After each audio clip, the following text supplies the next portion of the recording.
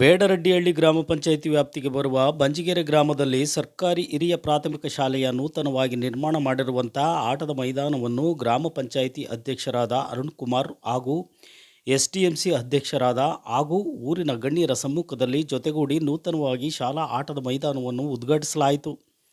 ಈ ಸಂದರ್ಭದಲ್ಲಿ ಅಧ್ಯಕ್ಷತೆ ವಹಿಸಿ ಮಾತನಾಡಿದ ಅರುಣ್ ಕುಮಾರ್ ರವರು ಸರ್ಕಾರಿ ಪ್ರಾಥಮಿಕ ಶಾಲೆಗೆ ಗ್ರಾಮ ಪಂಚಾಯಿತಿ ವತಿಯಿಂದ ಕುಡಿಯುವ ನೀರು, ಶೌಚಾಲಯ ಇನ್ನಿತರೆ ಮೂಲಭೂತ ಸೌಲಭ್ಯಗಳನ್ನು ಕಲ್ಪಿಸಿಕೊಡಲು ಎಲ್ಲ ಸದಸ್ಯರ ಸಹಕಾರದೊಂದಿಗೆ ಕಲ್ಪಿಸಿಕೊಡುವ ಭರವಸೆ ನೀಡಿದರು.